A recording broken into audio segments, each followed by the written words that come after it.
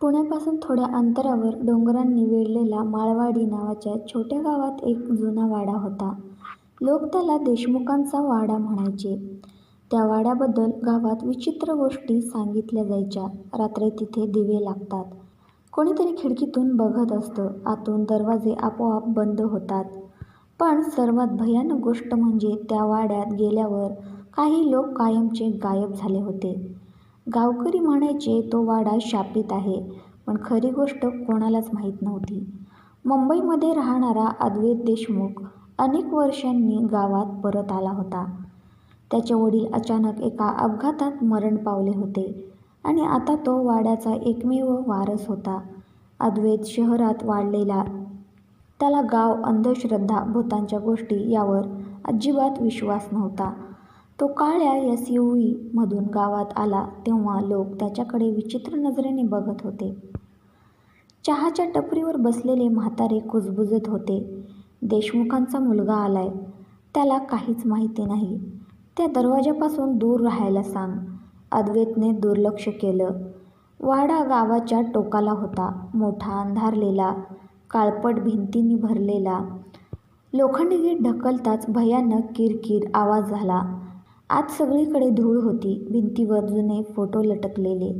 एका फोटोमध्ये त्याचे आजोबा होते, पण त्यांच्या शेजारी उभा असलेला माणूस कोण होता हे कोणालाच माहीत नव्हतं, कारण त्या चेहऱ्यावर कोणीतरी काळी शाई फासली होती. अद्वैतला थोडं विचित्र वाटलं, पण खरी भीती अजून सुरू झाली नव्हती. वाड्याच्या 3ऱ्या मजल्यावर एक मोठा काळा दरवाजा होता. जुना, जाड, लोखंडी, साखळ्यांनी बांधलेला. त्या दरवाजावर लाल रंगाने लिहिलं होतं, उघडू नका. अद्वैत हसला. लोक पण ना. तो खाली आला. रात्री साधारण 2 वाजता अचानक त्याला आवाज आला. टक टक टक. जणू कोणीतरी वर चालत होतं. त्याने टॉर्च घेतली. पुन्हा आवाज. टक टक टक. 3ऱ्या मजल्यावरून अद्वैत वर गेला. संपूर्ण कॉरिडॉर काळोखात होता, पण एक गोष्ट पाहून त्याच्या अंगावर काटा आला. काळ्या दरवाजाजवळ जमिनीवर ओल्या पावलांचे ठसे होते.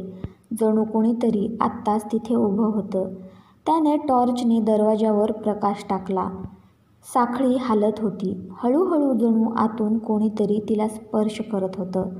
अद्वैतचा घसा कोरडा पडला. तो मागे सरकला आणि अचानक दरवाजाच्या आतून आवाज आला. अद्वैत. तो थिजला. तो आवाज त्याच्या वडिलांसारखा होता. दुसऱ्या दिवशी अद्वैत थेट गावातील निवृत्त पोलीस अधिकारी सावंत यांच्याकडे गेला. सावंत त्याच्याकडे बराच वेळ शांतपणे बघत राहिले. तू त्या वाड्यात राहतोयस? हो. सावंताच्या चेहऱ्याचा रंग बदलला. तुझ्या वडिलांनी तुला काही सांगितलं नव्हतं? काय? सावंत उठले. कपाटातून एक जुनी फाईल बाहेर काढली. त्यात काही लोकांचे फोटो होते, सगळे गायब झालेले, आणि प्रत्येक फोटोच्या मागे एकच शब्द लिहिला होता, 3रा मजला. अद्वैतच्या हाताला घाम फुटला.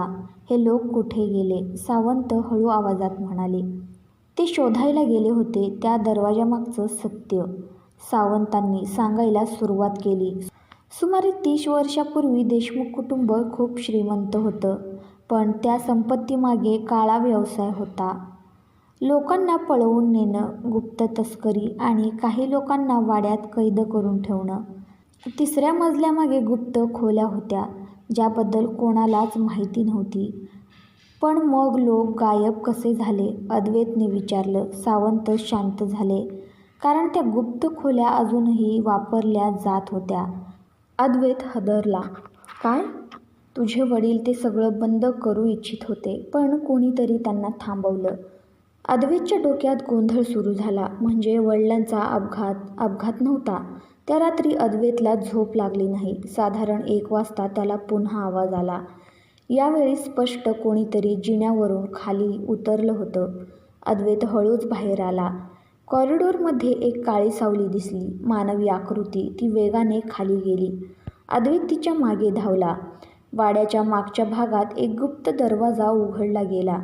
आत अंधार, थंड हवा, ओलसर वास. अद्वैत आत शिरला आणि त्याच्या टॉर्चचा प्रकाश एका भयानक दृश्यावर पडला. भिंतीवर साखळ्या होत्या, जुन्या खुर्च्या, कॅमेरे, रेकॉर्डिंग मशीन आणि कोपऱ्यात अनेक फाईल्स. त्याने एक फाईल उघडली. त्यात गावातील गायब झालेल्या लोकांचे फोटो होते. त्यांच्या हालचालींची माहिती, त्यांचे नंबर, त्यांच्या सवयी. जणू कोणीतरी वर्षानुवर्ष त्यांच्यावर नजर ठेवत होतं. अचानक मागून आवाज आला, तुला इथे यायला नको होतं.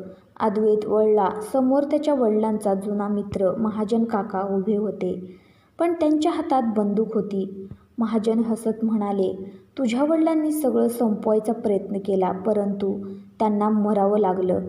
अद्वैतचा श्वास अडकला. म्हणजे अपघात? हो, तो अपघात नव्हता. अद्वैत मागे सरकला. महाजन पुढे आले.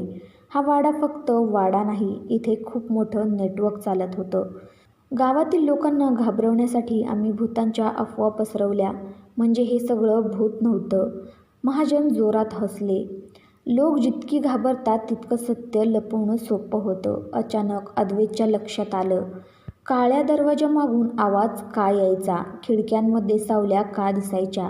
लोक का गायब व्हायचे? सगळं मानवी होतं, पण म्हणून ते कमी भयानक नव्हतं. महाजनने अद्वैतला वर नेलं. 3ऱ्या मजल्यावरील काळा दरवाजा उघडला. आत एक मोठी खोली होती. अनेक स्क्रीन, कॅमेरे, गावभर लावलेली गुप्त निरीक्षण यंत्रणा आणि भिंतीवर अद्वैतचे फोटो, लहानपणापासून आत्तापर्यंतचे. तो हादरला. तुम्ही माझ्यावर नजर ठेवत होतात?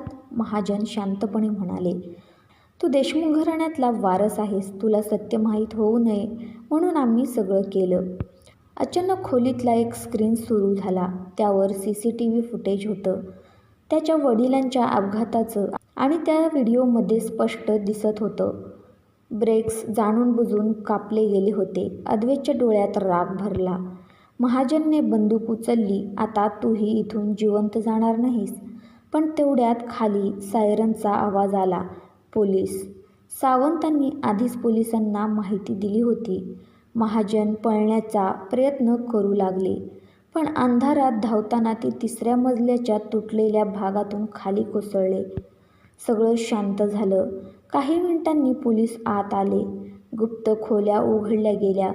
वर्षानुवर्षे लपवलेले पुरावे सापडले. अनेक लोकांना न्याय मिळाला. 2 महिन्यांनी वाडा पाडण्याचा निर्णय झाला. बुलडोझर आला. भिंती कोसळू लागल्या. पण कामगारांना तळघरात अजून एक बंद खोली सापडली, पूर्णपणे सिमेंटने बंद केलेली. जेव्हा ती तोडली गेली, आत एक जुना टेबल होता आणि त्यावर एक फोटो.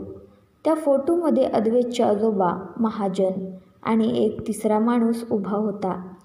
त्याचा चेहरा पुन्हा काळ्या शाईने मिटवलेला होता.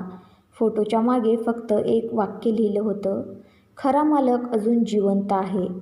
अद्वैतच्या हातातून फोटो खाली पडला, कारण त्या फोटोच्या मागे नुकतीच लिहिल्यासारखी ताजी शाई होती आणि त्या बंद खोलीत अजूनही कोणाच्या तरी पावलांचे ओले ठसे दिसत होते. तर मित्रांनो, तुम्हाला ही स्टोरी आवडली असेल तर व्हिडिओला लाईक आणि चॅनलला सबस्क्राईब करा. धन्यवाद. Bye bye.